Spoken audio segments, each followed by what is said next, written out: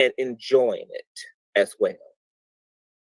Amen. You know what? I agree with you, because if you would told me that this would happen right now, that there would be like retribution at hand, I would say, okay, let me see it. And we're seeing it right now. It's a lot, Rev. It's a lot. It's earlier on and all this, and I'm not gonna go into detail.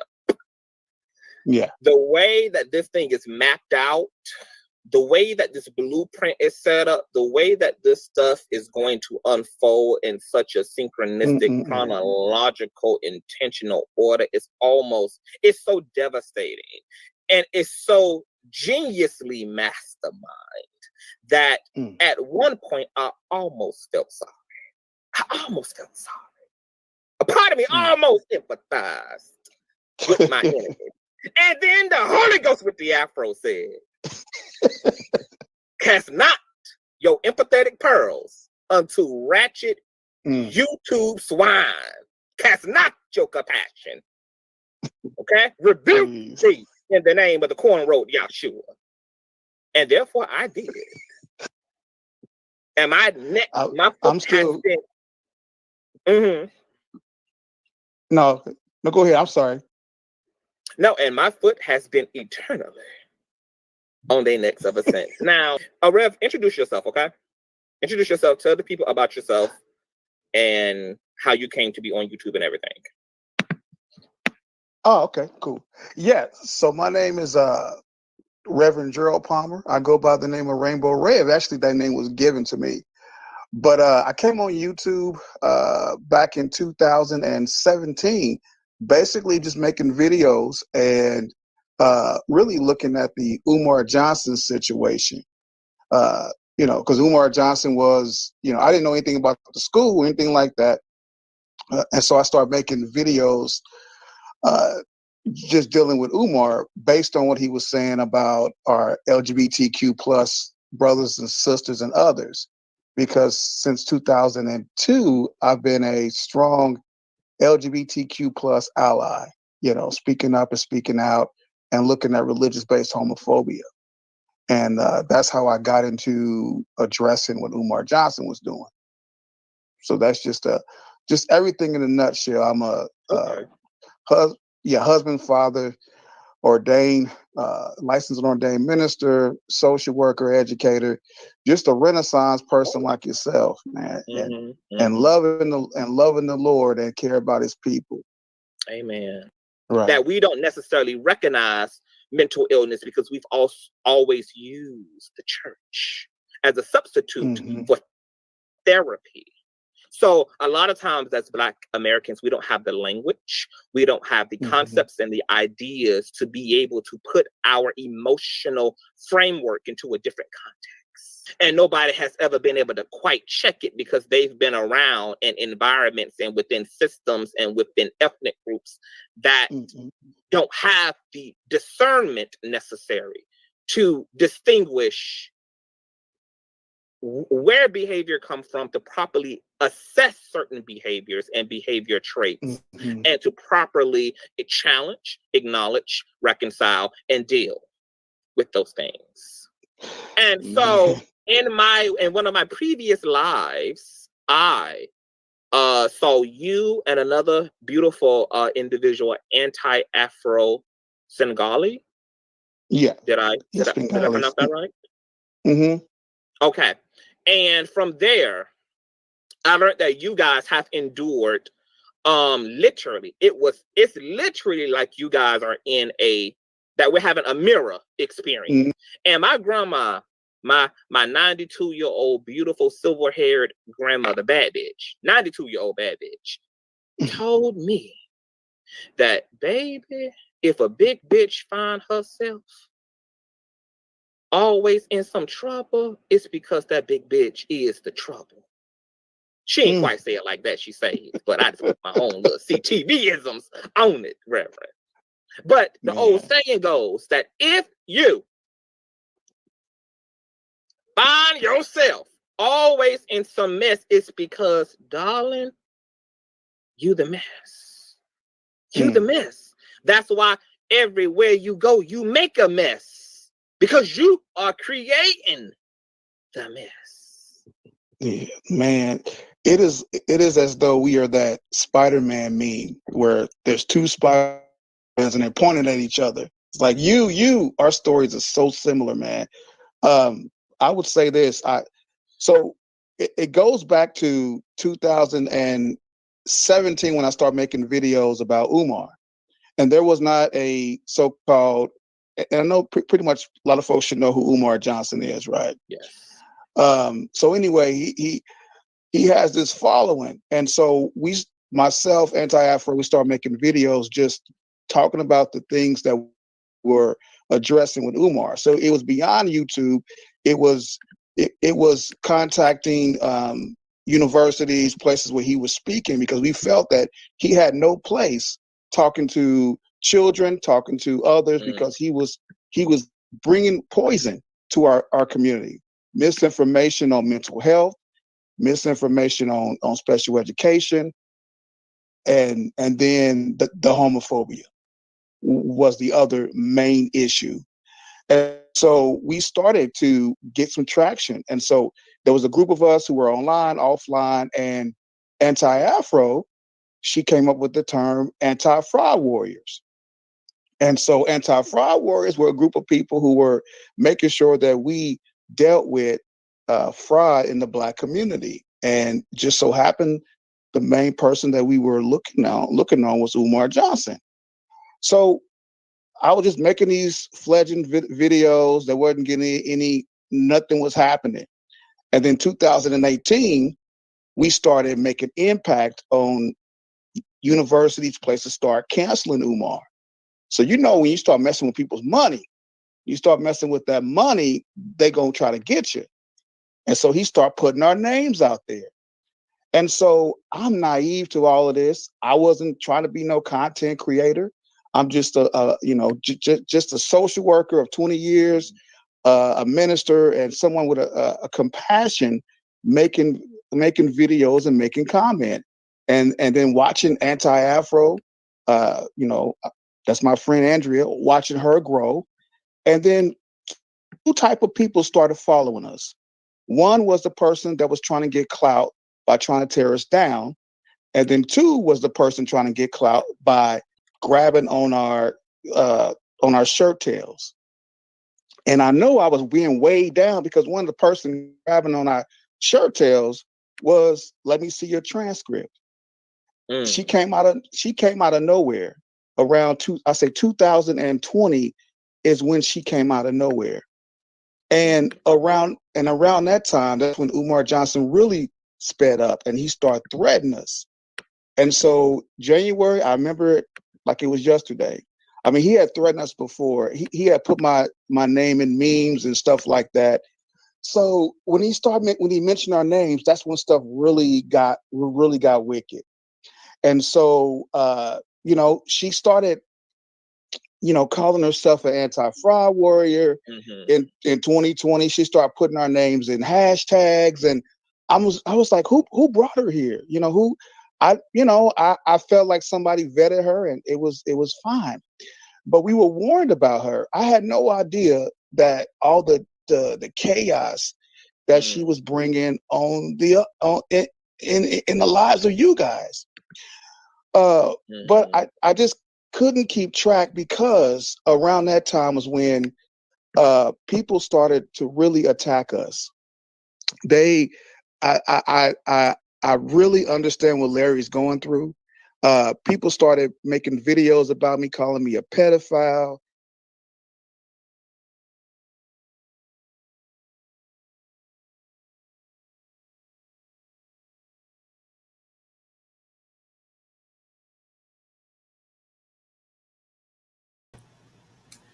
Hey, loungers. I hope everybody is doing as well as I am today. Listen, guys, if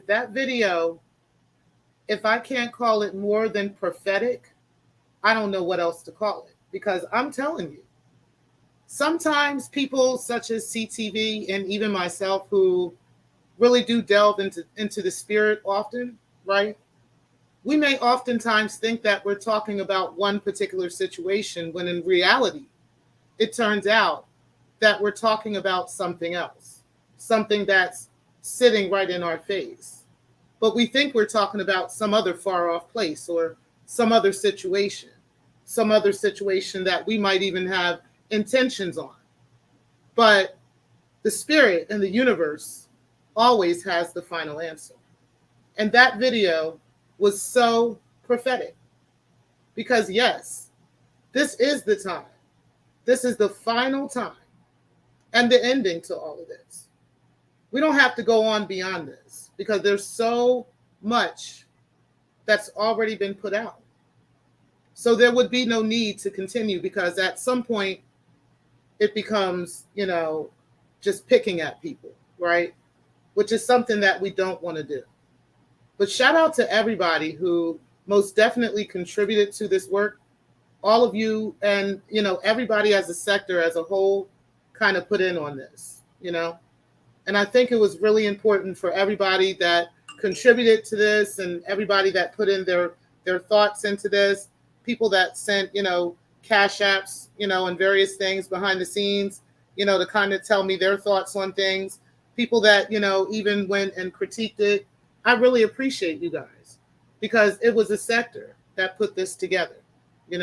We as a sector are the ones that really have suffered from all of this stuff. And, from the outside looking in, it really might sound like it's so fantastical that it's not even true, right? So it's important to put together the evidence and the receipts of these things, instead of just telling somebody to take our word for it, as they do, So let's go ahead and get into the final episode of this season. And I'm going to say this season. It's because the AFWs are always remaking themselves somewhere, They're always kind of recreating who they really are and the things that they really do, right? So it might be that in just a year or two that they may create some other crazy situation, right? That I might find interesting enough to come back and create another season on them, But right now, I think we've had enough. And we're going to go ahead and get into the finale of that now. Make sure you guys do hit the like button on the way in. This is going to be the final. So it's still part of the docu-series, but it is like the evidence room. So we're going to be a lot more relaxed tonight. Definitely we'll have audience engagement and so forth and so on. And we're going to go ahead and get into this. So let's go ahead and get started, guys. Y'all hit the like button.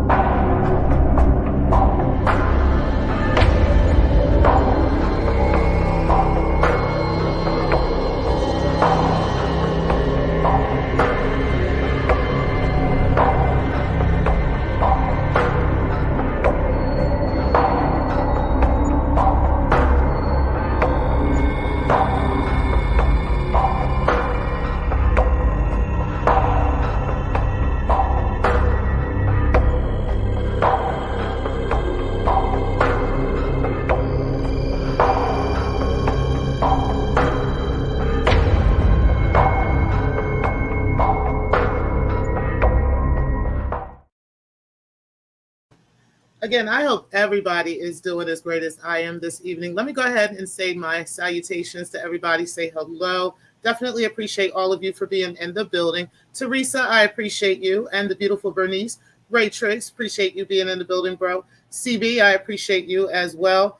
Redbone and Vici, I appreciate both of you as well. And Steph Collins and Gemini 75, I appreciate all of you for being in today. Make sure you guys do grab that like, okay? And the mods, if you guys can kind of keep reminding everybody to do that, definitely would appreciate that if you're able to. All right, guys, so let's go ahead and get started tonight. We are first going to talk about what is a Svengali, right? Now, I know that I've talked a lot throughout. Hey, Samro, appreciate you being in the building as well, okay? I know I've talked a lot about Antai's personality and a lot of the things that's been going on with her, okay? But one of the things I wanted to share with you guys in one of the receipt shows was what a Svengali actually is. And Dr. Nikki Proctor Walden actually shared this with us, and she broke it down so eloquently as an English literature, as an English lit, a person that has a degree in this, right? That I thought that it would be perfect to use this as an example of what this is. Shout out to her for giving me permission to use this, this information. So we're going to get into that in just a second. Now, the first thing that I want to do is I actually want to share with you guys what Anti's name means, right? Because as we know, she calls herself Anti-Afro Svengali, okay? So anti, as we all most know, means against, okay? It's pretty much the simple term for against, okay? The word anti comes from the prefix anti, which means against or opposite, and is still used in English words such as antibodies and anti-hero, right? As a word on its own, anti is an adjective or preposition describing a person or thing that is against someone or something, okay? Now, let's talk about the word Afro and what that meaning would be, okay? Generally, the noun for Afro is a hairstyle worn predominantly by Black people in which naturally kinky or tightly curled hair is styled in a rounded shape, okay? For instance, the singer posed next to a suitcase and also sported an afro, okay? Now, the adjective for the word Afro is of some Black people's hair, naturally kinky or tightly curled, i.e., her products cater to Afro and textured hair, okay? The second example of this would be especially of a style of music or clothing, African or African American. And then, the example, i.e., is a collection of songs that blends Afro rhythms with acoustic instrumentation, okay? So we wanted to understand what those two words would mean. So together, those words would obviously mean against Afro or against hairstyle that is predominantly worn by Black people, or against naturally kinky or tightly curled hair, or against a naturally African music or African American music, clothing, or the entire genre of African or Afro or African American, okay?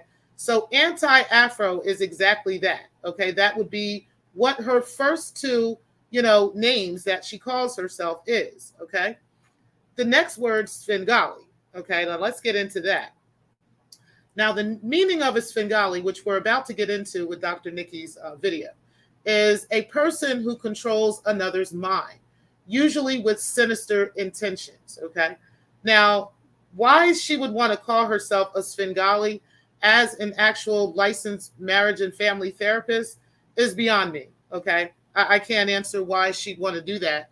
All I can do is share with you, the very, very many examples of her attempting to do this, okay? And so what we're going to do now is I'm actually going to share my screen. Go off the screen. Bear with me just a moment. Okay. So what I'm going to do is, hey, Deidre, I appreciate you being in the building. Also, logically speaking, appreciate you as well. Okay, so let me go ahead and share my screen so I can present to you Dr. Nikki's video. Again, shout out to Dr. Nikki. I do have a link to this video already in the description box, so you guys can go over, check her out, make sure that you subscribe and share it out, and make sure that you check it out. And, because I'm not sure how she's going to handle this, whether she's going to continue with this series or not. I do know that there have been a lot of things that we have dealt with within our sector that has caused a lot of us to kind of shy away from doing, various things regarding them or just anything in general, especially when they target us in particular, okay? And Nikki is one of those people that, unfortunately, the AFWs have targeted personally, and I will be showing some evidence of that tonight. Now, let's go ahead and go into this video. Hey, Spotum, I appreciate you being in the building as well. Let me go ahead and share with you guys the video from Dr. Nikki.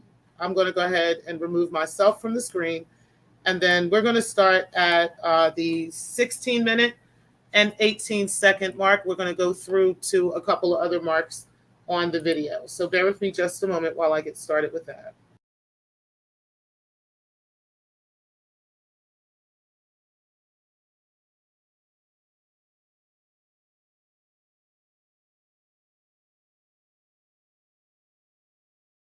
evoke a lot of anxiety, fears, depression, all these other kinds of things kind of surface because you don't know what's to come. So it's this uncertainty. So today's agenda, we're going to do a little bit of an introduction on the author and situated in the genre. As I said, we're going to delve a little bit into what the fin de siècle means in British literature, which is one of my areas. We're going to talk about the evolution of a Svengali, and then we're going to talk about the transcendence of this Svengali from a character in a book to a personality type, as I've said. Okay. So let's go ahead and start with the author and the genre. Now, some of the things that are on these boards, of course, I'm not going to read everything to you all. I'm just going to kind of give you some of the nuts and bolts or like the meat of it. And then I'm going to move on because I want to save our conversation for some of these points that are going to be, way more important than, biographical stuff. So what's important about George du Maurier? Well, one is that he is not only an author, he is a British caricaturist. And we know that a caricaturist or a caricature is an exaggeration of what your features may be, or, the clothes that you may have on, the life you live, etc. So we want to keep some key terms in play right now. One would be this exaggeration. Two would be this turning away of something. Three, this fear of not knowing what's to come. And then four, how does this character, again, transcend a character and become a personality type that is diagnosable or something that we have seen before? And we see little pockets of it happening everywhere. So it's something else that's really brilliant about this. So the images that we have on this slide here, you see the author there, and he's kind of looking off to the west. And I got this from a Victorian website because I wanted to make sure that, I didn't get an American interpretation of what they thought he looked like. I want to, what did they think he looked like, or what did he look like? And then here at the bottom, you see an illustration. Now, he is the one who actually drew this illustration. And in this illustration, you see two of the main characters from the book Trilby, which would be Trilby, who is the young lady, that is her name. And then this Svengali character who is down on his knees and he kind of has his hands in her. What he's doing is he is hypnotizing or putting a spell on her. So this is very important as we continue with this conversation here. So let's see. I have here 3 of the books that he talked about, not that he talked about, that he wrote. And what is most important about his biography is that his gently satiric caricatures were mainly aimed at the growing nouveau riche class. So that's nouveau riche class, and the aesthetics led by Oscar Wilde. Now, Oscar Wilde, I'm not going to jump down this rabbit hole, but Oscar Wilde is probably one of my favorite playwrights of all times because he is so freaking messy. And it's almost like, I would liken it to being in Slanderguy's chat, where, everybody's roasting, trolling, so on and so forth. So Oscar Wilde would be the quintessential troll of British literature and British way of living. Now, I'm not going to talk a whole lot about him, but one of the things that is central to Oscar Wilde's work is that he definitely picks at how shallow rich people are. And his most noted work is a work called The Importance of Being Earnest. And that book, or that play, it's not a book, it's a play, focuses on these 2 women who think that they're talking about the same person. And it's a play on the word earnest. Earnest meaning honest and things of that nature, and a guy's name, Ernest. And so these 2, there's a middle-aged woman and a younger woman. They think that they are both in love with a man that they have never met. They've never seen him before. They are corresponding, not even to him. They're corresponding to him by way of a diary. And they're having these make-believe conversations. And these are extremely wealthy people. So he just basically talks about the ridiculousness of people who are wealthy but don't have any type of substance. And that's kind of what the Victorian period or era represents, this idea of putting on a facade and then there's no substance or no meat to it. So hopefully you all are understanding what I'm saying here. Josephine, please don't hesitate to kind of interject if somebody's asking a question or if I need to slow something down or repeat it. Right, YM, it does become an archetype. Let's see, go on to the next one. Okay, so the novel Trilby, again, 1894. And what is interesting about this particular image that I have here is that back then, novels or books or things of that nature were also a symbol of wealth and a learning class, because at this particular time, you don't have a large literate group of people, even in Britain. So oftentimes these books were made out of cloth, and they were centerpieces in like a living room or what have you. So it was like a status thing. So you can still find first editions of these books. And yes, I'm getting into my very nerdy bag, but this stuff will make sense because I'm gonna deal into the messiness of all of this. So this novel is, again, about a young lady who wants to have kind of like a singing career, and she can't sing at all. It is not what's the word I'm looking for?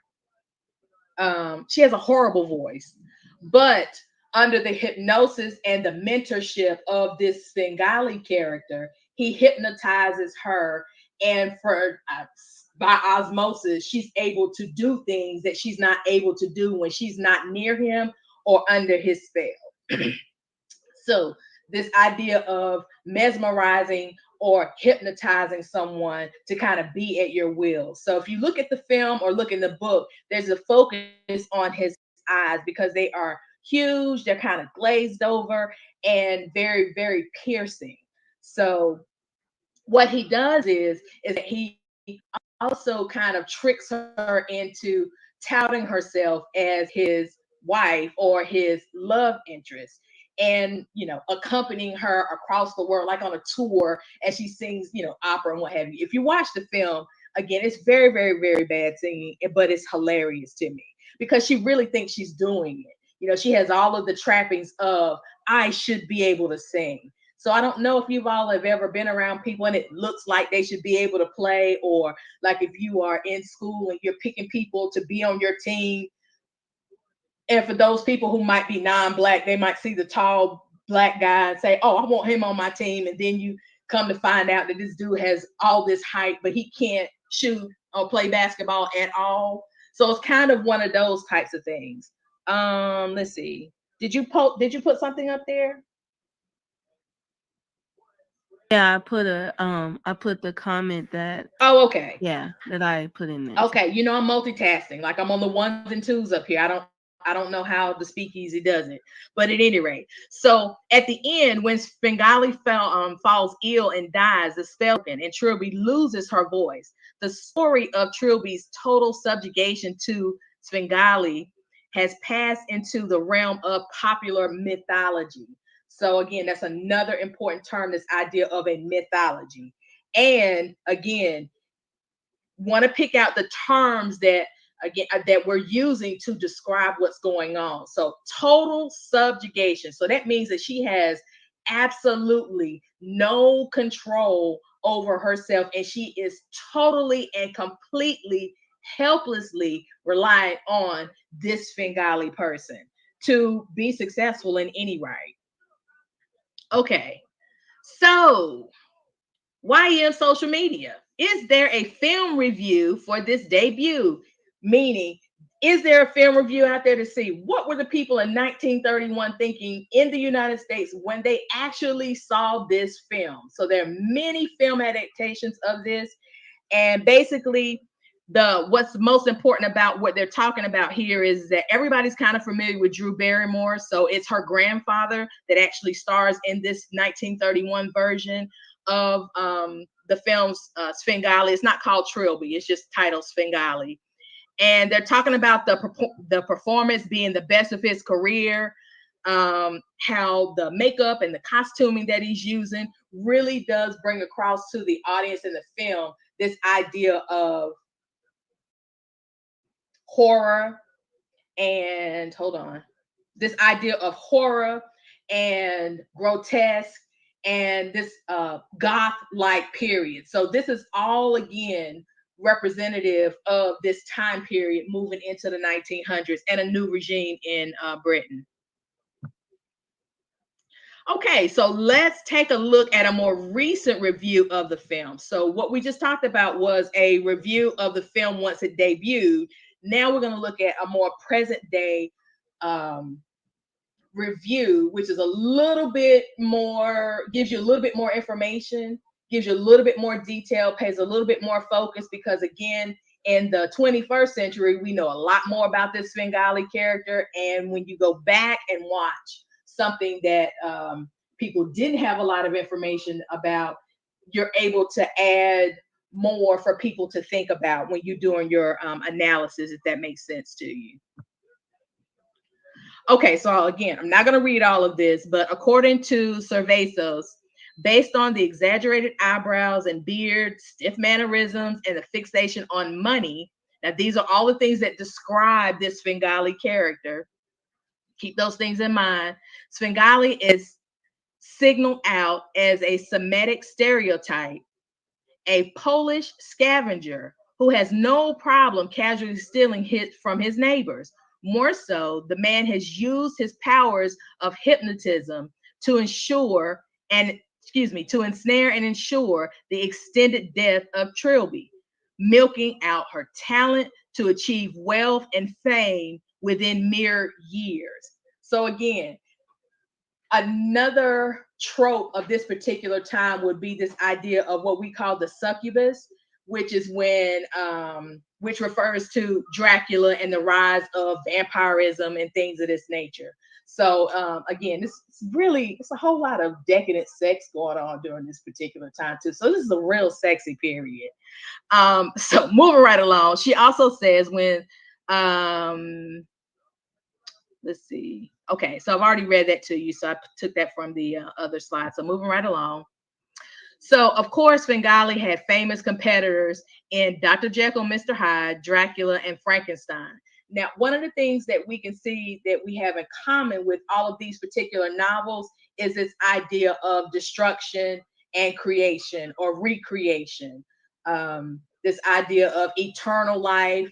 What else can I say about it? A very decadent, very sexy, very lustful, no types of restraint. What else were they doing? They were kind of doing everything. It was kind of like a free-for-all at this moment. So every day was kind of like a party or a big orgy, or you name it, it was going on. So again, scared the hell out of everybody who was used to not kind of having any fun. One of the things that's also significant about Oscar Wilde is that he says that I will never deny myself of anything that pleasures my body. So if you think about that, that means that you are indulging in all of the 7 sins, like lust, greed, all of these types of things. Again, kind of a free for all. So it would scare the hell out of Karens and Kens, in present day. So let's see, where was I?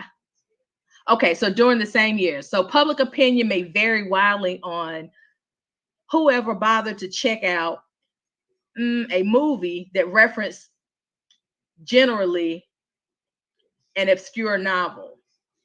So again, playing on the fears of what is to come and what's happening. So again, I realize that tonight's lecture is not something that's for everybody. However, if you just work with me, we will go from the academic to so what and who cares and for this information, or with this information, because it says a lot. Okay.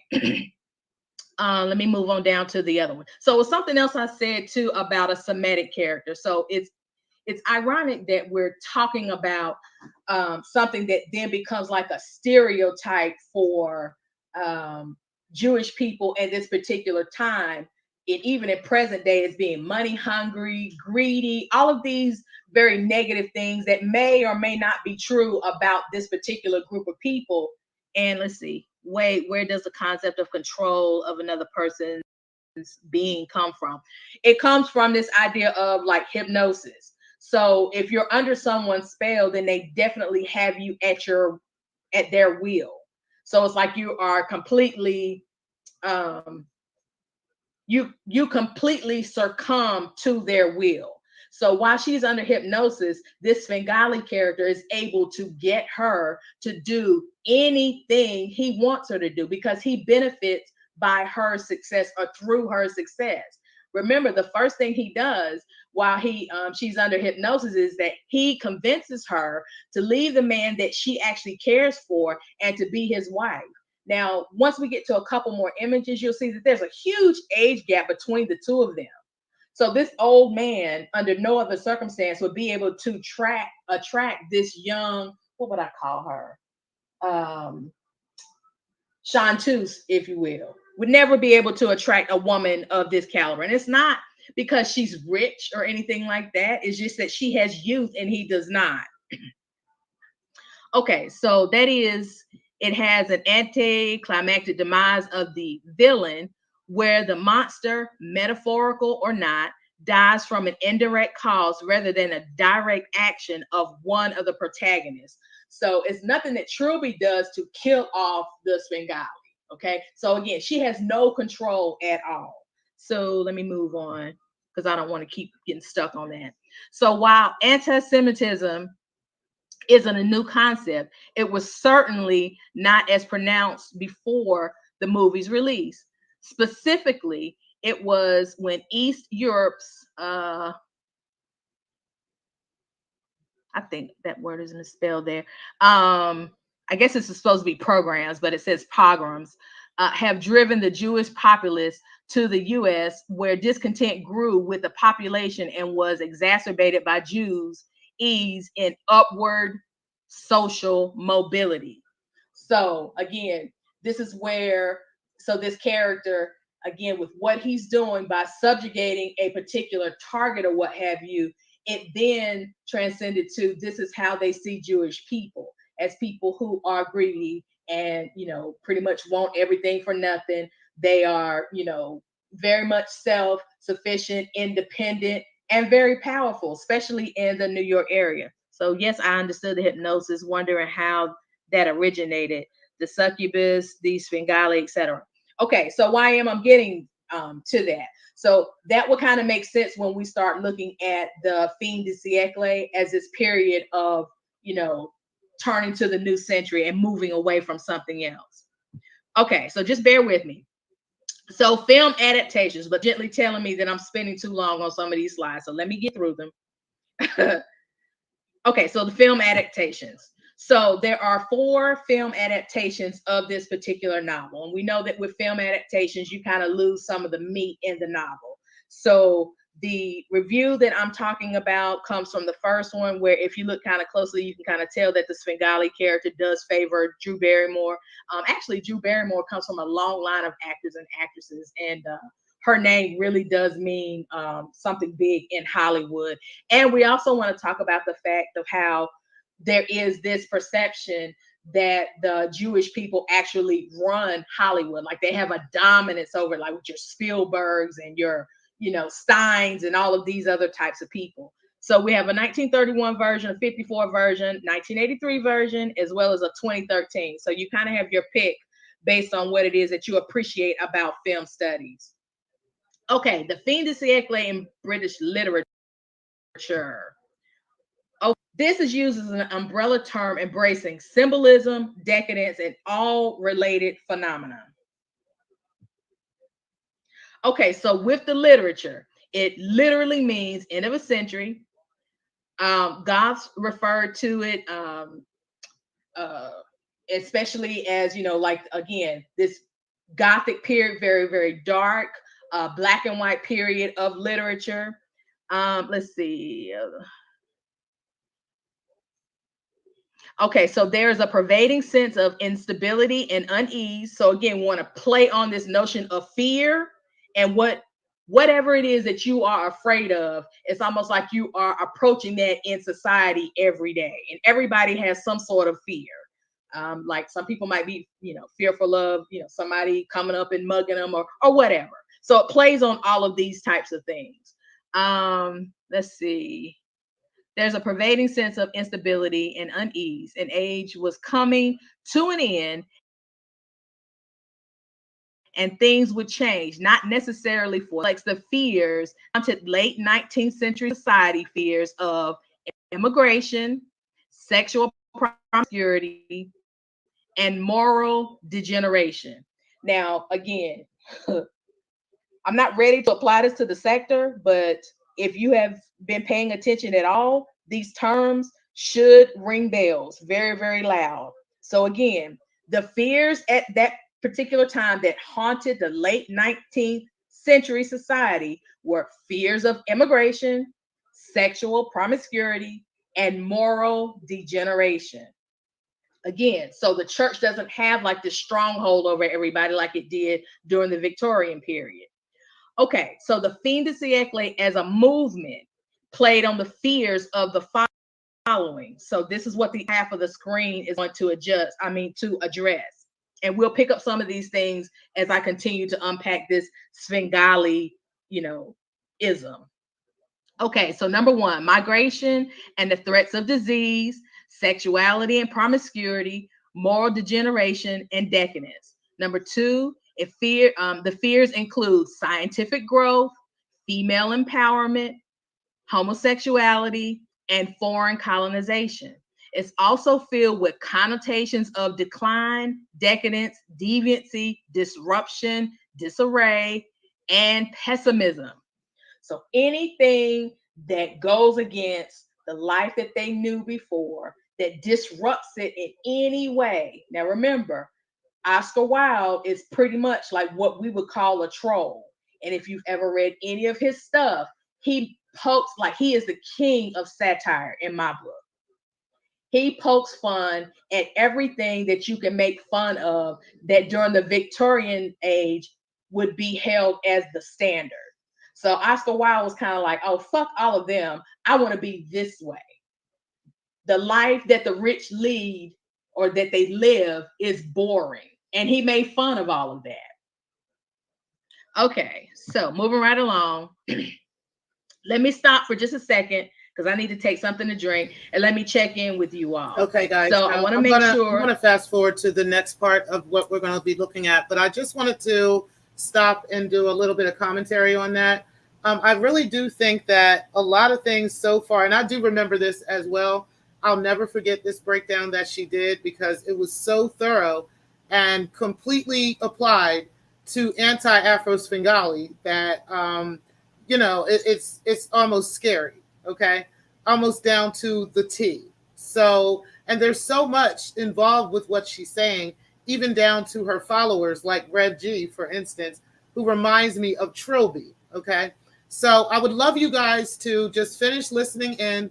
I know that it's kind of like extensive, but again, when you're listening to someone who has a degree in English literature, I think that it's important to get a full understanding of what they're saying, because they are giving you a full breakdown of what the meaning of a situation is, okay? Without, throwing mud and dropping a whole bunch of, stuff. She's literally giving you the meaning exactly to what anti-Afro Svengali is and what she's involved with and how she's involved and how she kind of manipulates people into following her, okay? So let's go ahead and listen in on all of this. I'm going to go backstage again, and I'm going to let you guys see what she is saying.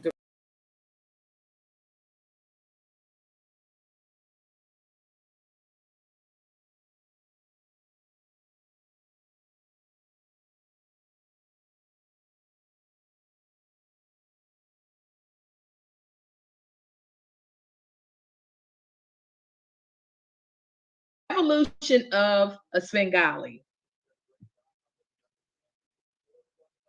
So here's the operational definition that we're going to use throughout the next couple of Sundays and throughout from this point on in the presentation. So the word Svengali grew beyond the covers of Trilby to parlance. I'm sorry, y'all. I have my glasses on and this text is really small and Josephine keeps putting you all's comments over the slides. So I can't see them. So the word Svengali grew beyond the covers of Trilby to parlance of the time and continues to live in the pages of modern language. It means a man with dominating powers over a female protege. So when you start thinking about a protege aims to please. Okay, so someone who I would consider in present day that people would know, who's been called a Svengali, would be Prince. All of the people that he, you know, that have come up under his tutelage, and all these brilliant songs and careers that he's helped make, when they left away or when he was done with them, what happened to their careers? It tanked. So he would be an example of a Svengali. Another would be Clive Davis with Whitney Houston.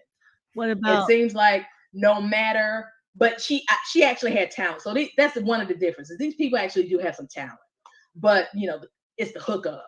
So with Clive Davis, it seems like every time there was distance between Whitney and Clive Davis, her personal life was in this downward spiral. And what did she partake in?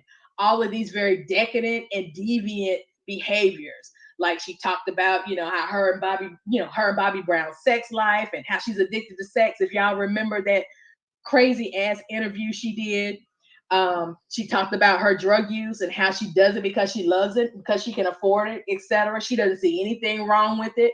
But every time she goes back to Clive Davis, what does he do? He cleans her up, he makes her presentable, puts her back up on this pedestal, and it's back to the Whitney Houston that we love, but it's not the Whitney Houston that she is.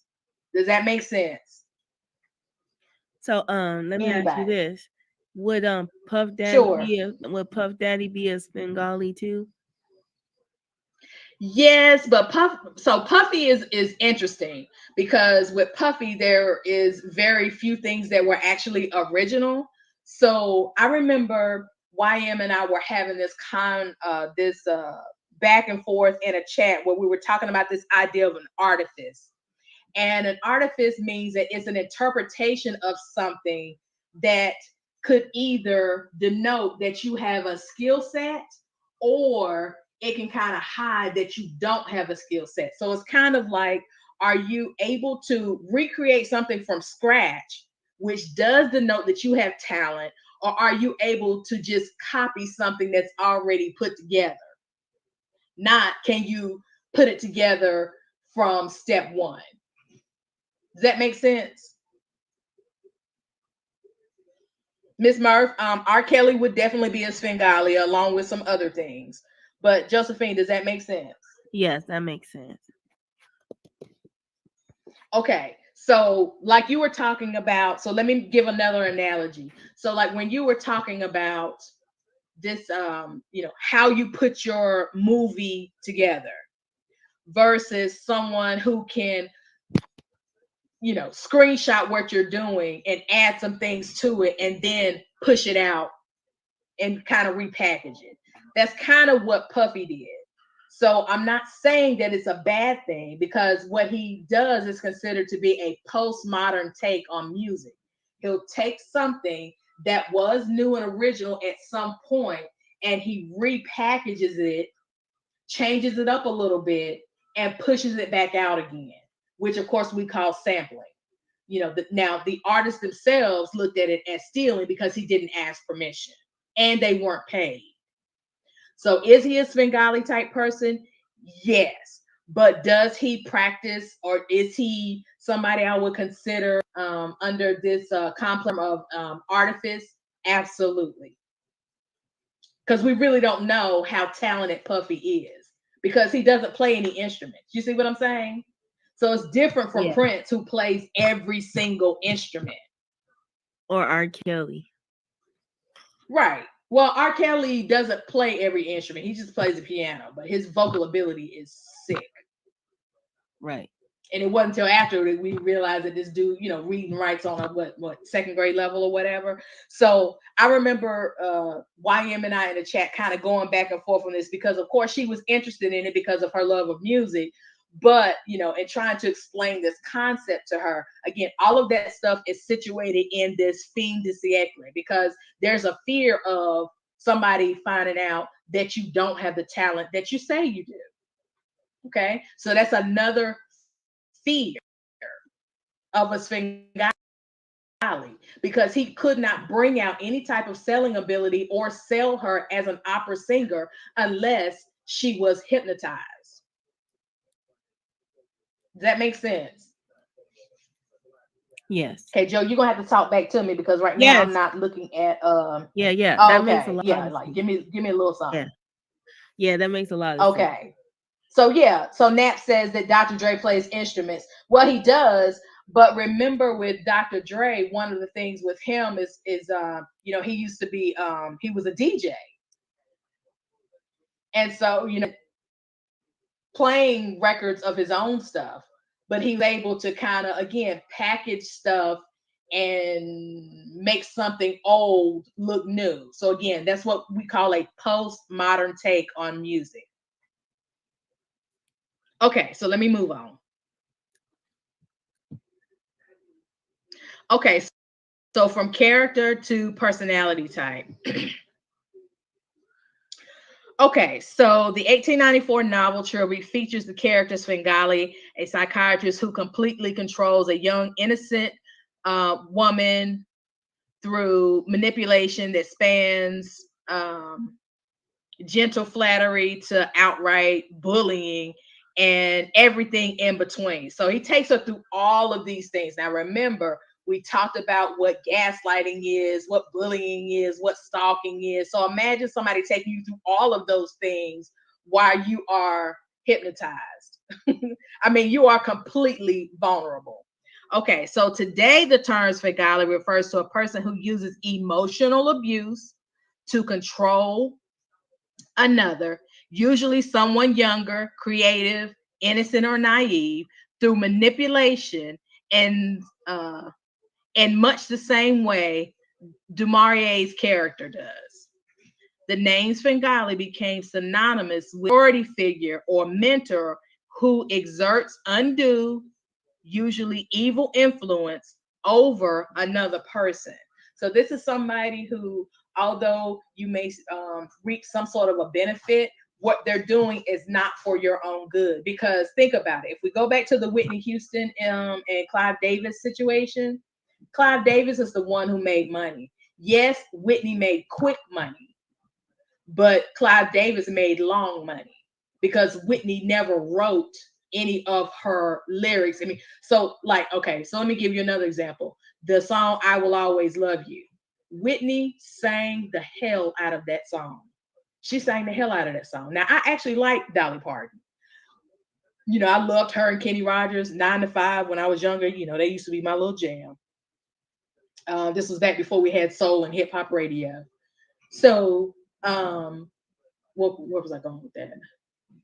Oh, but when Whitney Houston did an interpretation or she did a cover of that song, she made Dolly Parton so much money that it was absolutely ridiculous. So Dolly Parton, because she owned the song, and Clive Davis, because of, you know, where he is in the music business, they made way more money than what Whitney made off of singing that song.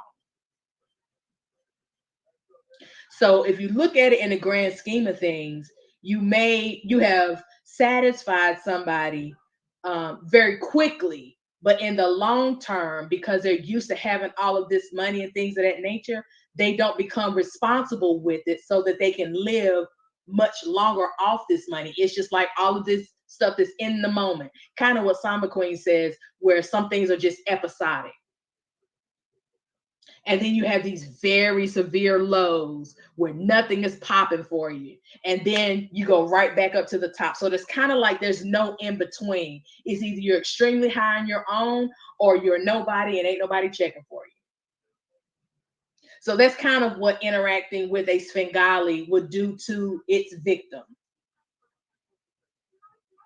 Okay, so let's talk about action items of a Svengali. So even if you've never heard of du Maurier or his novel before, we've all known our share of Svengalis. Okay, so one thing. So instead of, you know, bullet point, I just said action 1, action 2, action 3, action 4. So this is not necessarily any particular order because you're going to go through all of this shit. So action 1. Your Svengali will say anything to convince you to agree to his or her terms. She will not relent, even if she promises otherwise. Keep that in your mind. Number 2, they are people who bully us, railroad us, try to control us, convince us that what we know to be wrong is absolutely right. And there's something really wrong with us for thinking otherwise. Again, this is just crazy.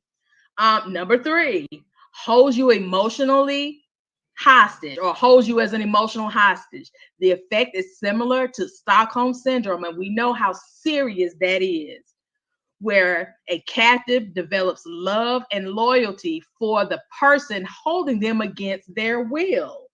So it's not a physical bondage, it's a mental and emotional connection. Number 4, can make your life hell. And even if you want to escape, unless you take on the Svengali directly, which is obviously not easy, you will continuously be drawn back and tangled in their sticky, manipulative web. So again, whole lot of stuff going on here with the seriousness and the severity of, dealing with someone who we would categorize as a Svengali character. Okay, like it is a form of narcissism, but again, I don't want to go down that rabbit hole just yet. So moving right along. So what? And who cares that YM wonders why? See, I got you, girl.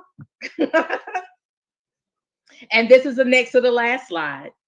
A Svengali would trick you by utilizing a push-pull behavior. Again, remember, I kept talking about patterns of behavior, making you feel rejected, then accepted over and over again until you crave his or her acceptance above all else. In order to break free, you have to be strong enough to recognize your Svengali's patterns. You also have to recognize your responsibility in the situation. Okay? So remember, when you're going through these types of things, what it does is that it forces you to continually be in what I would call an identity crisis or a crisis in your own identity. So that's, again, very, very, very, very wicked in its intent. So now we're at the end. Thank you. Stay tuned.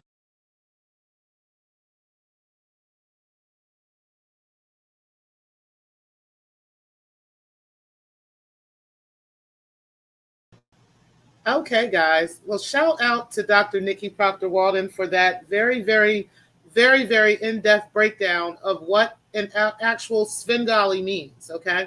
And I just want to get a little bit into that because what I found crazy about that, and shout out to you, Dr. Nikki, for being in the building. Let me go ahead and highlight her. Again, I did put her link in the description box, so you guys can go over there and make sure you also subscribe to her channel. Hopefully we will be getting into this some more, Dr. Nikki, please. But if not, hey, I do completely understand, as I said earlier, because, it has been treacherous here in this sector. Dr. Nikki, along with many other professionals, have become targets of the AFWs, okay? And because of that, it has been very difficult to at least bring this kind of information forward and to talk heavily about this, okay? So I do understand why she has not come back and tried to talk about this further. But again, if she does, I would be ever so grateful, and I'm sure you guys would be too, because she definitely breaks this down the way that it's supposed to be broken down, and in a clear and concise way that we really can understand and we can relate to. So shout out again to Dr. Nikki for that information. Now, I want to talk a little bit about some of the things that happened with Dr. Nikki after this, because and why, you may not be able, why it's easy to, why it would be easy for her to not necessarily want to go into all of this. Okay. Just to give you an example of some things, because, they really did try to an attempt to come after Dr. Nikki in various ways. And I'm just going to give you, if I just put in her name, right, and just show you some of the things that they have done in regards to this. I'm just going to give you a couple of examples. So let me go ahead and share my screen again, because I want you guys to really see, just an example of this Svengali character who has, you know, literally tried to target Dr. Nikki even prior to this, and then after this has continued to do this, right? So on Anti's page, you'll be able to see, you know, that this is a video that Anti made about 2 years ago regarding Dr. Nikki, okay, and Poison, aka Remix, okay, which we'll get into a little bit later on. Here goes some more videos that she did on Dr. Nikki, you know, just stupid stuff, you know, just adding her to all these stupid little things, you know, but yet she would claim, you know, that Nikki is harassing her and Nikki is treating her so badly. And Nikki, if you go up and down her page, you know, there's nothing about her, you know, in regards to, you know, anything regarding Anti, you know, or just constantly coming at her. But she is constantly has made multiple really crazy videos, just out of her mind videos about Dr. Nikki Proctor Walden, including, you know, trying to post people that worked at a previous job that Nikki had, you know, and so forth and so on online. It's just rogue stuff. Like she claims everyone else are these rogue public servants, when in actuality, it's Anti that is the rogue public servant. And I wanted to make sure that I made that very clear in regards to this whole situation. Yes, let me go ahead and grab her page again for you. Again, her page is in the description box. So let me go ahead and grab that. If one of the mods can grab Dr. Nikki's page, please, and put that in the chat, please, I would really, really appreciate that. Thank you. And let me go ahead and go on, because I do want to go to another part. And I'm actually going to play a video that Anti actually had, okay? Now, after we got past that, I'm going to get to this part right here, because I really think that playing this video is very important for you guys to kind of see what was going on in this video, because Anti, this is one of her videos. Okay, so bear with me just a moment. I'm going to play this video for you guys, because hold on one second, guys, because I really want you guys to kind of see, you know, like get you a kind of a picture of the things that Anti would do and the things that Anti would say that were just egregious in regards to Dr. Nikki as well as Stefanie Collins. Okay, and I'm just going to give you one example of this for the sake of time tonight. You know, I don't want to be here for 3 and 4 hours tonight. I'm not going to lie. I honestly want to do this and be done with the AFWs. Okay, hopefully they won't give us anything new to talk about. But anyway, let me give you guys a couple of shout outs. Shout out to Double Exposure. I truly appreciate you being in the building. You said, I strongly believe that Andrea's Svengali persona was birthed when she was a child and tortured by her male cousin, who says the movie Chucky resembles to the T. Yeah, who she says the movie Chucky resembles to the T. Yeah, she did talk about a family member that had like really done some crazy things to her. It does speak into her personality, which is something else that I had brought up the other day. And again, like I said, I don't want to make this a fact in regards to this alleged child, right? But it really does speak to a lot of things in regards to her and her past. And there's just a lot of pain going on there. So yeah, shout out to you for bringing that up. I do appreciate you bringing that up as well. You said her cousin and her family had to flee Iran and came to live with them. She left powerless behind this male cousin. She felt powerless behind this male cousin. Wow. Okay. So that's something I didn't know about, but the shout out to you for sharing that information with us. Hey, RNT, I appreciate you being in the building as well. You said, I'm curious to know how old the male is that is petitioning for paternal relationship. Me too. Which is something that I'm not able to get now. Like I said, I wish I had knew about this like 3 years ago, because I definitely would have gotten that.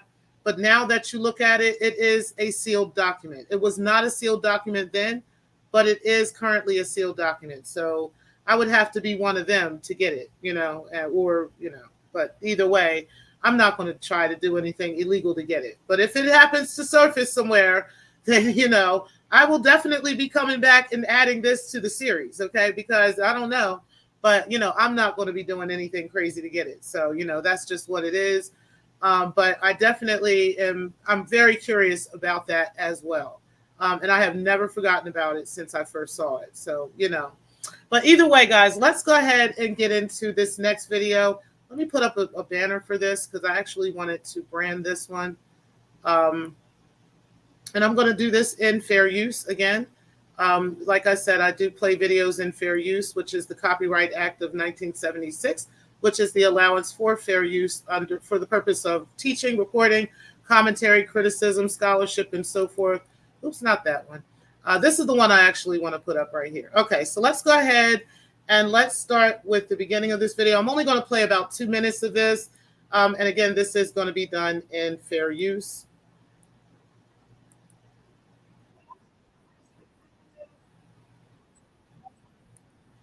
Hold on 1 second, guys. Let me share my screen.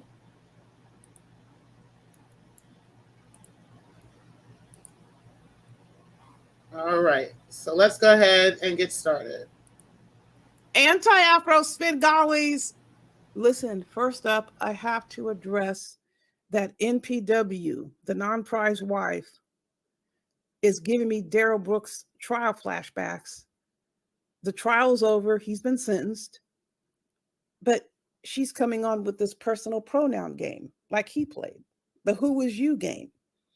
Now we're talking about he. Who is he? Are you going to tell us who he is?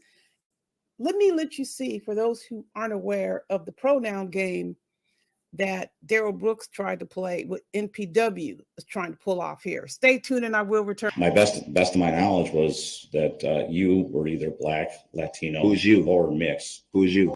So it would be fair to say you didn't know at the time. I was positive it was you. Who's you? You. I'm looking at you. I'm looking at you. How did you come to that conclusion? I'm looking at you. You are the guy. No, I should not be laughing because this is a serious issue. People's lives were lost. But we can't deny humor comes in all varieties, in all circumstances. Now, here is the challenge for NPW. Unlike this witness who had the guts to say exactly what he meant, you have NPW talking about he. And then she pulls the KKC move. I'm not going to address the person who made the statement. I'm going to make comments about AAS and Rev G, thinking that will keep me safe. Well, isn't NPW the one that goes around calling everybody coward? NPW, the non-prize wife, runs around calling people cowards. But what do you make of this statement? Well, I think that NPW needs to get her ass over to the platform where she's accusing the person of doing what? Talking shit about Stefanie KKK Collins. Yes, you heard me. Let's get this straight. NPW has one reason and one reason only, justifying her position with this KKK Collins. That's because she's white. That is the only reason she has anything to say. That's the only reason why she worships this person. We don't worship this person. We find this person despicable.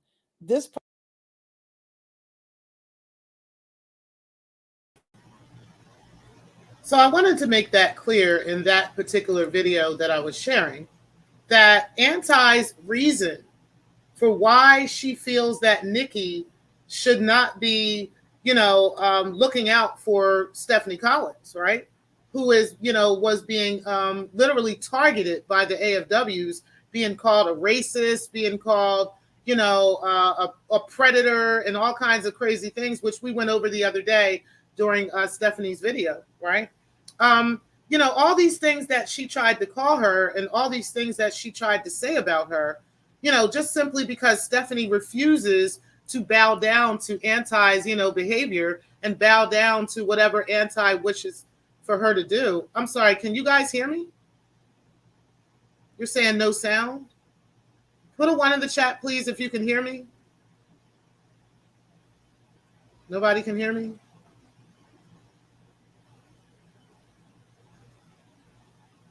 Okay, thank you. Thank you. Okay, thank you. I appreciate that. Okay, so listen, so anyway, as I was saying, she basically was trying to let us know, that she had an issue with Stefanie Collins because Stefanie is white, basically. There was no other reason, and there was also no other reason why she was picking at Nikki, following her all across, YouTube, trying to find out every single word that Nikki says in a chat room, as you can see here as an example, right? Of her taking an actual screenshot of something that Nikki said in somebody else's chat room. She wasn't at Rev G's chat room saying this. She wasn't in AAS's chat room saying this. AAS doesn't even go live, okay? So clearly Anti is following this woman all over YouTube, taking photos and screenshots of every single thing that Dr. Nikki has to say, along with other people, Stefanie Collins, myself, and multiple other people across YouTube, okay? Taking screenshots of everything and then putting it up and then having full-fledged videos of these things. I put the link to this video in my description box, so you guys can go ahead and click on that link and see that she spent 20 minutes ranting and raving about a grown woman and her decisions to stand up for somebody's rights of a person that she likes and a person that, you know, she enjoys company with in the chat, you know, at a place that Anti claims are demonic places and demon panels and all these horrible places, right? But yet she's constantly there, you know, just to screenshot every single thing that someone says and then drag them for it for weeks and months and months and months about the same thing over and over again, simply because this person chooses not to bow down to her thought processes and her behavior, to the point where this Svengali therapist will use even race attacks to go against people, right? This whole KKK thing, this entire, oh, this person's painting this person as a racist, right? Because this white person just chooses not to agree with you, and also comes into our spaces and has the utmost respect for the people in our spaces, right? Let's go ahead and listen to, though, what Anti really thinks when it comes to racism, when it comes to, you know, Black people and, you know, race.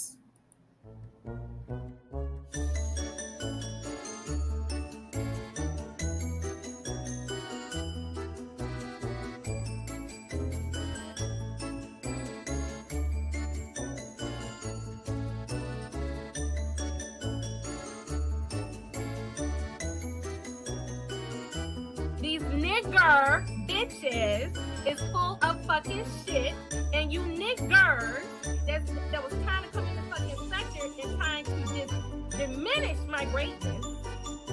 Fuck all of y'all. Now, shout out to the high class Blacks that are not niggers.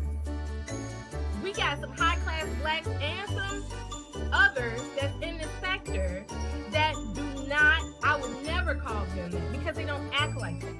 We got people in here that love both sides. So my thing is that when y'all come in here acting like niggers and niggas and niggerettes, I'm gonna call y'all out on it. At the planetarium, I would not no longer do that at Binary Show because it does not feel uncomfortable. I don't mind calling y'all niggers because that's what y'all fucking acting like. But not everybody in this sector acts like that. So I'm not calling everybody a nigger because all of y'all are not niggers. Just some of these niggas and bitches, low class bitches are. So let's get back to the fucking show. So it's clear that Anti has no real problem with, you know, anything, you know, going against the Black race, okay? She even let us know, even in her Young Pharaoh video that we did the other day, where we had broke down how Anti has a history of protecting scammers. She broke down in that video and let us know that the reason why she follows Young Pharaoh is not because of his, you know, his Black, you know, race rhetoric, right? Not because of his pro-Black rhetoric. It had nothing to do with that. It had everything to do with this man being a scammer, okay? Everything with him being, you know, on probation and parole, and how he somehow is rehabilitating himself. And, you know, she's giving this scammer all these opportunities to get himself together as an anti-fraud warrior, okay? It's because, you know, many people, and the reason why that actually came up in her newsfeed, I'll let you guys know now, right? The reason why Anti started talking about young Pharaoh in the first place, in regards to that and trying to like answer this, is because there were so many live streams around that time where we were asking that question. When young Pharaoh was acting a fool and we was acting crazy, I had done multiple videos on him, okay? And you know, others had done videos on him as well. And we were asking that question, why is she not going after him? You know what I mean? Like, you're going after Umar Johnson and you're not getting anywhere. You haven't gotten anywhere in years over this man. But young Pharaoh is right in your face, and you as his supporter, you know, why are you not saying anything about this? And that's what kind of prompted her to kind of make that explanation about him, okay? And yeah, shout out to that, because that has definitely been added as evidence into this docket in regards to the AFWs and their history of protecting scammers, okay? But yeah, the bottom line is, you know, in this particular situation, she has absolutely no issue with, you know, anything concerning any hatred towards the Black race. She just uses and does and picks and chooses what she wants to use and, you know, and choose for that moment to literally fit her narrative. And that is it. And that is all. Okay. So let me go ahead and get to the comments. I want to make sure that I'm getting to that. And then I'm going to get into another story in just a second. Let me take a look at you guys real quick. Okay, everybody's saying hi to each other. Yeah, she really did use that word. That's unfortunate. You said he even had recent cases in Maryland, right? You said because the only real son is disagreeing with the only real sin is disagreeing with Anti. Exactly. That's the only sin, right? If you disagree with her, that is the complete end of you. Okay, which is we're going to show that tonight in regards to Rev G as well, okay? Because I do have a receipt that I'm going to pull up in regards to him, and I will definitely, you know, the person who gave. Well, I'm not going to give the receipts on this, but you guys will be able to see anyway. So shout out to that person for giving that information. They did say it was okay. So I'm going to go ahead and make sure that that information is out tonight as well. So we got a couple of more things, and then we're actually out of here, guys. So we're almost done, okay? Let's go ahead and get through this. I do want to read one particular thing, and so I want to preference this with a conversation that I had. Shout out to Defrauding Charlatans, okay? Now, I'll tell you guys, I had wanted to do an interview with Defrauding, okay? I was going to do a full-fledged interview with him. We were going to sit down and have a conversation. This was going to be our 6th interview on Saturday, okay, where we were going to sit down and have a full-fledged conversation in regards to this matter. I did decide for his sake, I really honestly decided against that. I felt like he had been through enough as a young man and one of our servicemen, okay, that really, you know, he didn't deserve. And, you know, I know that a lot of you had to relive a lot of things that you've been through in regards to them. And honestly, I heard this even on Triggs the other night because he was right. Shout out to Triggs for this, because I could go on for months and months and months with this AFW Survivor Series. There are so many stories that are not better than the other or not worse than the other. All of these stories are horrifying and ridiculously bad, right? Which is why we might do a second series, right? I don't know. We'll see what happens, especially if they amp up and ramp up things, right? But I don't think that they really have a choice at this point. But ultimately, I decided against doing that story with Defrauding because I didn't want to put him in that situation once again. And I know that they are still like actively gunning for him every single day, you know what I mean? And constantly trying to come for him and his family. I know some things in regards to that story that I didn't want, you know, to become, you know, for it to become a target once again. So I decided against it until I saw that he had left a message on the Survivor Series side notes, okay? And so I wanted to go ahead. I was going to slip on past it, right? Shout out to the front.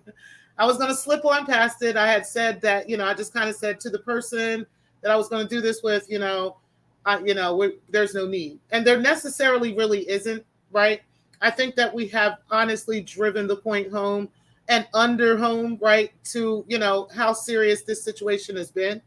And, you know, that we're not joking and we're not making up anything in regards to the AFWs, but we've been able to prove it beyond the shadow of a doubt that this is an actual criminal ring of people, okay?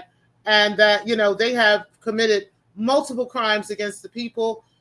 They have multiple civil violations against them. And there's even ethics violations and so forth and so on that we were able to prove throughout this series, okay? So I didn't feel like it was 100% necessary to tell his story. However, when he left a portion of his story under the Survivor series, I made it a point to say that I was going to tell that part of the story. And so I'm going to do that tonight, okay? And again, shout out to Defrauding. Truly appreciate him. And I truly appreciate him for having the bravery to want to tell his story to begin with, okay? Even though the things that he went through were just as horrendous as anyone else's out here. He says, in Kansas City, Missouri, when this case gets opened up, he's in a world of trouble. He went outside the parameters of the law and retaliated by exemplifying the behavior of those he claims is the aggressor. Rev G doxed my mother and family and conspired with others to invoke fear. They labeled me a quote-unquote criminal, which is defamatory, when my status is American Airman, SSGT, with a clearance. The goal was to publicly ruin my reputation with a lie. The lie is me being called a quote-unquote criminal. Due to him calling a legit base, a legitimate base, he knows full well I'm no criminal, as I wouldn't be there if I was. He's a part of an organization that dubbed me, knowing I have no criminal offenses. What they have done is beyond what I would call a travesty, to say the least. And I couldn't say it any better than him. You know, I really couldn't. What they tried to do to Defrauding and what they have attempted to do to multiple people in this sector, the people that we've gone over in this stories, as well as many, many other people that I haven't even began to talk to in regards to this. The things that these people have attempted to do, from doxing of people's family members, from doxing even our servicemen and their bases. This is a homeland security issue at this point, right? Where we've got these people doxing servicemen, you know, and their families, their mothers, their children, all because these people don't want anything to do with the stuff that they're doing. All because people speak up and just simply tell them how irresponsible their behavior is, how wrong their behavior is. Because of these things is why they're literally doxing people's children. You know, I'm going to get to a couple of more receipts, but I want to get to one more thing. Yesterday, I witnessed one of the most ridiculous things I've ever seen in my life out here on these YouTube streets. It was the doxing of someone in our sector who they claimed was someone in our sector. And all they kept doing was trying to use AFW points, right? All their talking points. The very classic things that they use to try and attempt to dox people. They did this because they wanted to take the heat off of themselves. See, they can't come back now and say that anything that is in this series is a lie. If they could, they would have already presented that.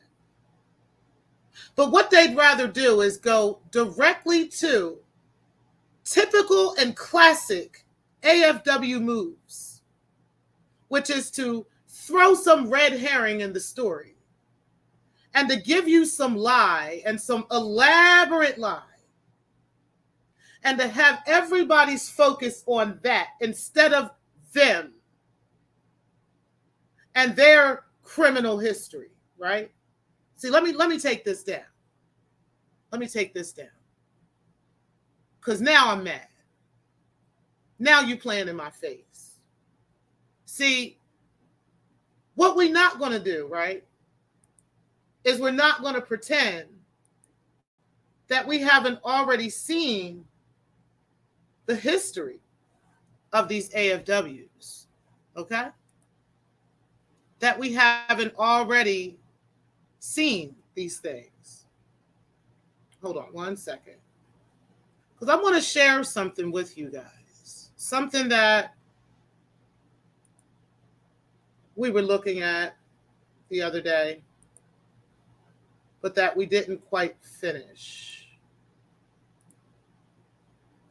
Because while they were showing us little pieces of what they wanted us to see, right? And what they didn't want us to see, you know, they weren't showing. We provide links. We provide actual evidence of these things. We give you the opportunity to look for yourself at these things. And we don't just tell you and expect you to just go with whatever we're saying, right? No, we give you the actual facts. So as we went the other day over Remix, aka Dennis Dixie's criminal history, extensive criminal history, we not only showed not only the charge, right, but we showed the disposition as well, okay? We showed the date of birth, the name, where it's located. It wasn't a single question in your mind whether this was him or not. And you have enough information to look it up for yourself. You can do a go along as we going along and do it for yourself on your own device. Not with me.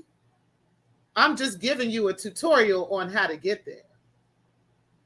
You can do it for yourself. You can Google this dude's name and date of birth and find this for yourself with an entire photo. So nobody has to force down anybody's throat anything over here. We have actual credible evidence of these things. And so last week we went into all of these things that this guy has been convicted of, including, being guilty of possessing crack cocaine and all these other things. We already looked at all those criminal impersonations and the obstruction of justice. And, we looked at all those things, and we had actual evidence of these things. And nothing was made up in regards to any of it. There was not a single thing that was made up, including this one, right? Which is one we didn't show last week. See, we tried to give you a little pass, right? We tried. But no, you're saying we're lying about you pleading guilty to selling alcohol to minors. Nobody's making that up. That's you, Dennis Dixie, there in Tennessee, right? See, we ain't got to make up nothing about you. We don't have to make up anything and go through these elaborate schemes of telling these stories and just forcing down people's throats what we want them to see. We give full evidence. We give links. We provide websites, all of these things for people to see on their own.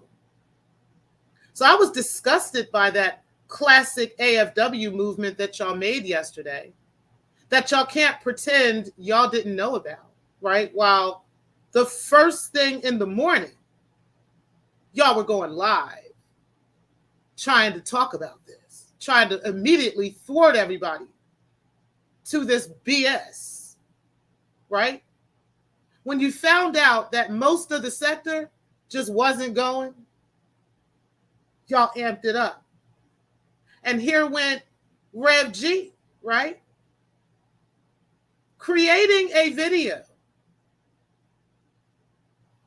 to compare some videos, right? But yet the AFWs don't have anything to do with this. But only y'all were talking yesterday. And when again, you realized that most of the sector just wasn't going, right? Y'all just didn't have enough proof or evidence of all these criminal charges and this ghetto apartment and all this other stuff. You just didn't have it. It just wasn't giving, right? Nobody was going. Then you decided to take some man, some good-looking man out there in Georgia, child, and post them on the page and compare that person's social media pictures of their own child to another picture that you doxed from another page from this good-looking man from Georgia's social media pages. Which again, we have no idea whether that's who you're saying it is or not. So far, I'm going with it's not, because I refuse to look at any evidence outside of a link that is not associated with something that these AFWs have, right? If it ain't associated with that, I'm not interested, because that could be any of you acting like this person. That could be any of you taking one of your own family members' accounts or anything, because that's how much you guys are willing to lie. That's how far you guys are willing to go to destroy somebody's life, all because they tell the truth about you. That's how far you guys are willing to go. This is the things that we have laid out on the table, on the buffet, for everyone to see, with actual receipts. So how can I believe anything y'all say? That's just that. But we have your truth, right? We have your actual evidence. We don't have to come up with anything. But you guys would go so diabolical because, again, it just wasn't given. The sector just wasn't going. Now you have to go down to the depths of hell and take photos of this person's child and post them to prove your point, to drive your Svengali point home, your controlling point. No, you're going to listen to me, right? You're going to believe me, right? And if not, then I'm going to send these weird minions like Remix and Breaking the Culture to attack all of you, to talk about your children, to post pictures of your children, to do all these weird things that you guys claim all these demons are doing. See, that what you guys did yesterday is a solid and prime example. Thank y'all. Thank y'all. It was a solid and prime example and a classic example of what the anti-fraud warriors actually do. And we're the only ones to put their stamp on. Go ahead and go over and look. Look what's on the timeline. Look what the people that are commenting. Look at who they are. They're all proud anti-fraud warriors. That's who they are. There ain't a single soul in this sector that was going with that. Y'all sit on an island by yourself. This is what you're learning today. If you didn't know, you sit on an island alone. We're not involved in your nonsense. We don't want anything to do with any of this stuff, this demonic energy that y'all have. And your demonic energy will destroy you in the end. That's why I'm not concerned. There's not a thing that you could say or do to destroy the people of this sector or anywhere else you go, no matter how hard you try. But your own energy is going to destroy you and anything surrounding you until you get it right, which I don't know if you have the capacity to do. But for those of them that follow, y'all better get it together and understand what you're dealing with, because it's not going to end well. It's not.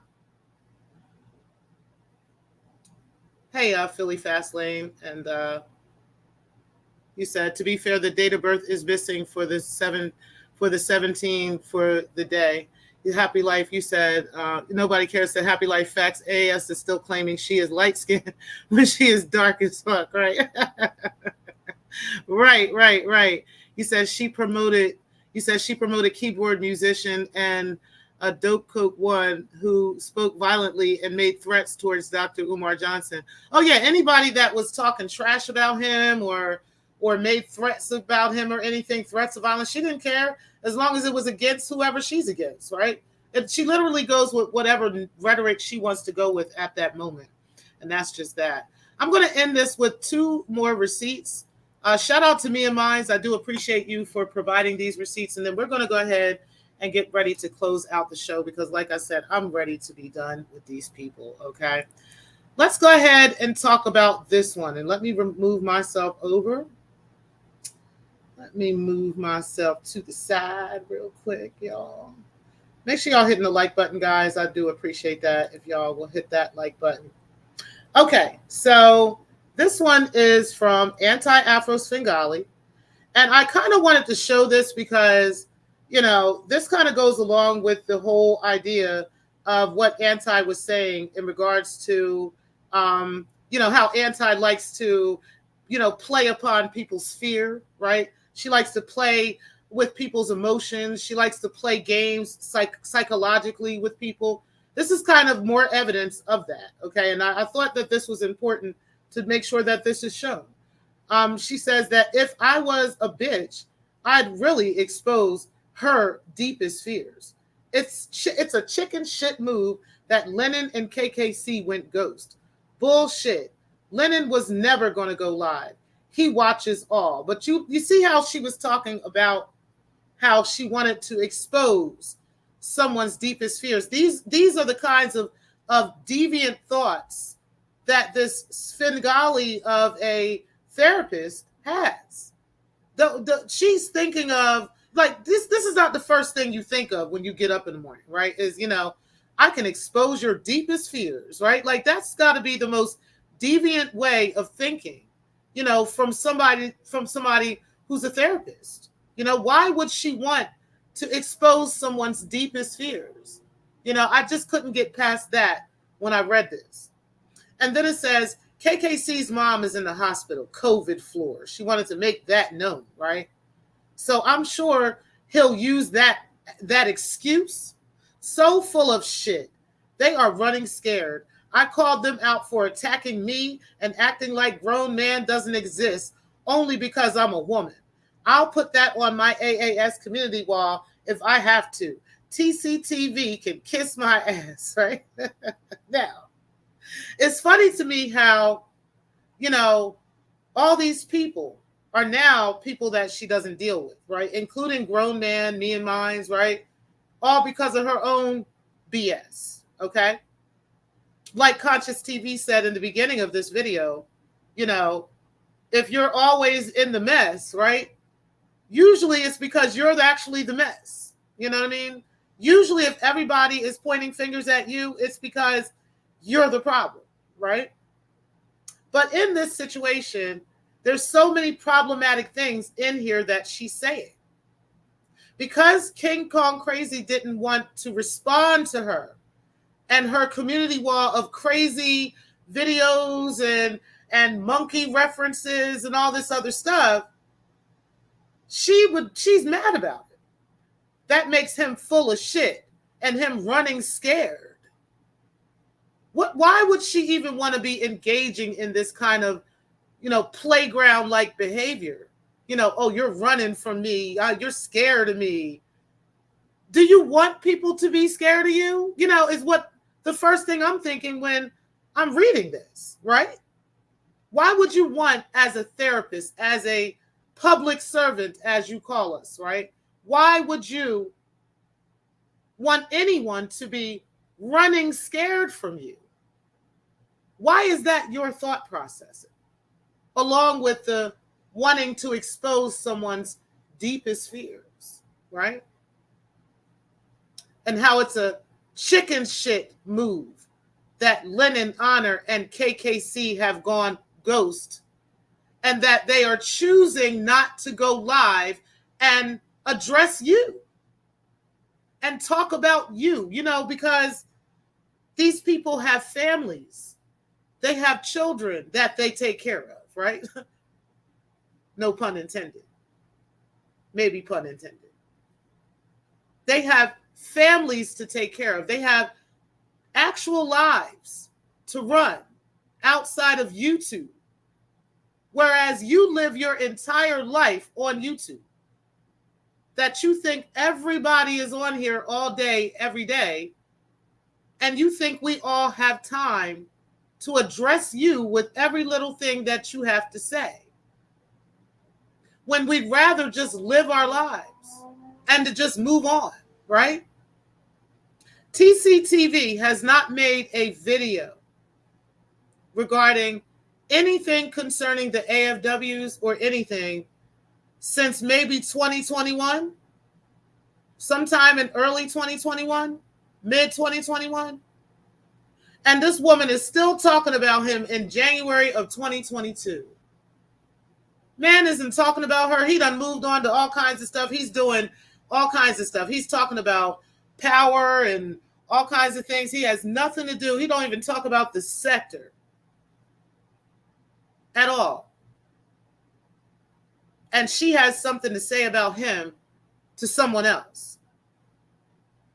Because she can't get over these people that she kept coming after for years for no reason. She wanted to drive the point home about what's happening with KKC's mother. And as if any person with compassion wouldn't completely understand that if someone's mother is in the hospital, right, for whatever the reason is, that we wouldn't understand that perhaps this is why they don't have time to talk to me about whatever the measly thing is that I need to talk about. They have something real serious going on in their life that I should at least take into consideration. But because of this woman's Svengali way of thinking, of attempting to control people, and you are going to speak to me when I say you're going to speak to me. And you're going to move when I say you're going to move. And if you don't, there will be dire consequences for it, including me actually doxing your family. I will put your family out there. These are the classic intimidation practices that they put on for display for us yesterday, right? And that they do every chance they can get. But look who is the spearhead of this. It is your very own favorite therapist, anti-Afro Svengali, proud anti-fraud warrior. Let's go on to the final receipt of the night, and then we are going to do our special thank yous, and we're going to end the show. Shout out to me and mine. I love her. Her and I have a very similar personality. You know, she says a lot of funny things, so I got to give her props for this. She says, Flappy Stanky, right? She was talking about Nappy Yankee, is dead to me, as well as I don't know what he's been up to, but he can go straight to hell with the rest of those demons. Now, mind y'all, this was in 2022, okay? And I'm not sure how she's feeling now. I don't think she's still feeling this way, but this is definitely something she wanted to share. And then Anti says in response, Gerald, I want you to pull up a seat, Gerald. I want you to pull up a seat, Photon. I want you to pull up a seat, Remix, okay? Because, you know, y'all still out here windmilling for this bitch, okay? So I just wanted y'all to pull up real quick, okay? All right? Okay. Make sure y'all listening real close. Anti says in response, I agree. I'm upset with Gerald on this one. Each time he speaks on this freak, it generates 4 times more of a cash infusion for all of them and its content. So we end up helping them make money off abusing all. Poison and Phonyton are pissed about subs and cash apps. That's why they scream at us and say our names, etc. And who is that from? Y'all's truly. Anti-Afro Svengalis.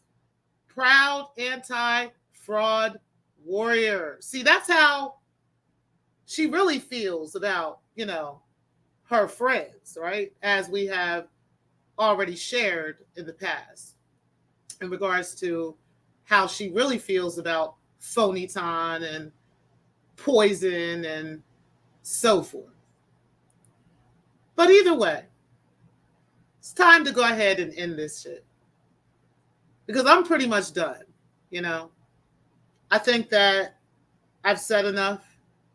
I think that you guys have heard enough. And I'm ready to move on, right? To much bigger and much better things. Things on YouTube and outside of YouTube as well. In my personal life and my professional life, I'm ready to move on. I think that it's time. And I, again, want to thank each and every one of you for your support. So I do have some special thank yous that I want to give out. Let me go ahead and take a look here at what we've got here. You said, Remix said his mother was dying and in the hospital, and he stayed with her at the last night and with her, but he went live last night and this morning. He said his mother was dying? What? And he went live to talk about that BS from yesterday? Wow. Thank you for sharing that, Yesenia Palmer. I truly appreciate that. That is nuts. That is absolutely crazy that he would do that. You know, and say that his mother is actually dying and in the hospital, and he stayed with her at the hospital, but last night with her, but he went live last night and this morning. So he live while his mother is on his deathbed.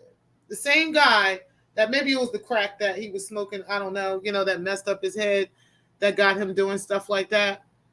But, you know, that speaks to the Svengali in Anti, who kind of works on these people, you know what I'm saying, and their mindsets and, you know, the things that they allow, you know what I mean, and the things that they just will do just for a couple of dollars, you know what I mean, like breaking, you know. I know that Anti gives her money, you know, and for specific things. I can't say what those things are because I don't really know.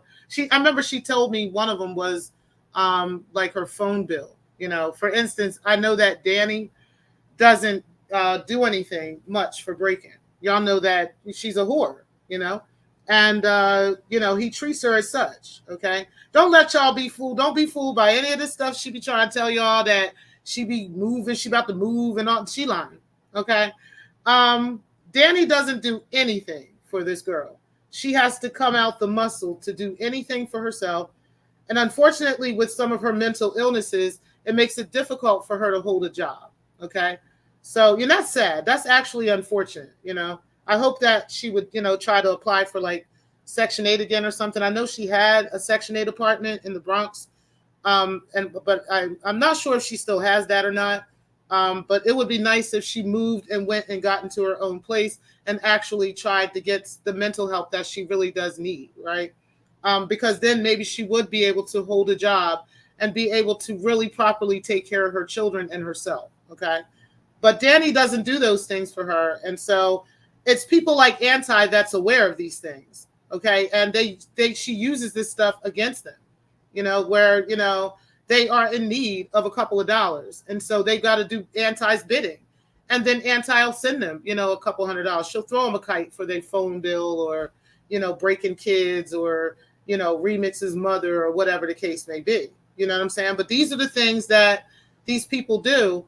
And she uses this Svengali behavior to kind of have them under her spell and have them doing these kinds of things. Because, this is kind of the lifestyle that these people unfortunately live. Special shout outs to all my mods and the loungers. Guys, we are finally at the end of this. I truly appreciate all of the work that the moderators have put in, everything behind the scenes that you guys have been sharing with me, the things that you've been doing in front of the scenes, keeping the house clean, the chat cleaned up, and everything else. I do truly, truly appreciate that. I appreciate y'all that have been, posting my Cash App and all of those wonderful things. Definitely appreciate those things as well. If it wasn't for the loungers, again, this would not be a thing, right? You guys come out and support every single time. You're hitting the like button. And I know that you guys are not able to see the like, but it's cool because I see it and YouTube sees it as well. And they push it through the algorithm because of that, okay? So shout out to you guys for that. I truly, truly appreciate y'all for everything that you guys have done in regards to that. In regards to Carrie Ann, I want to say a shout out. Now, I'm not giving any of these people in order. I just want to say shout out and thank you to all these people, okay? These are people that have definitely put in the work and have definitely provided information, links, and so forth and so on. And I just want to, shout out to you guys. So Carrie Ann, Dr. Nikki Proctor Walden, Ray Triggs, Make a Change, Conscious TV, Eyes Antonia, Steph Collins, KKC, The Beautiful Bernice, Me and Mines, Grown Man, Defrauding Charlatans. Truly appreciate all of you for everything that you have provided with your stories and everything else that you provided into the receipt shows, okay? For those that sent Cash Apps and Zelle support, I truly appreciate y'all as well. The sector is always on fire, always lit, okay? And we are going to keep this torch going. Appreciate you guys. I'm always going to appreciate you guys for everything, all of the support that you guys bring. Truly appreciate every single one of you. All the other sectors and acknowledgments from those sectors, I truly appreciate y'all as well. And everybody else that's in the clouds and coming out and just supporting by just watching, I truly appreciate that as well, guys. And finally, last but not least, I want to thank Anti-Afro Svengali and the AFWs for their contribution to the surviving series, okay? I mean, I'm letting you know, guys.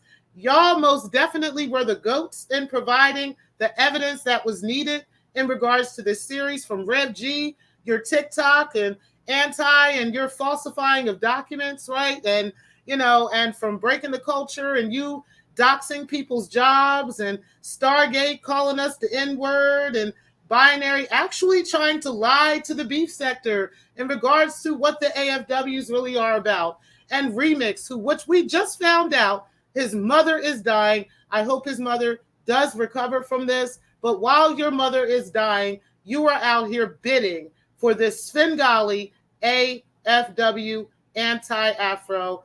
And it's just absolutely disgusting. But hey, we had to give y'all a special congratulations for being in the clown series, okay? Because this was an absolute mess of you guys to be allowing yourselves to be a part of this. Truly appreciate all of you for being in the building. Y'all make sure y'all do hit the like button on the way out. And guys, we are out of here. I appreciate y'all again. And thank y'all again for watching, guys.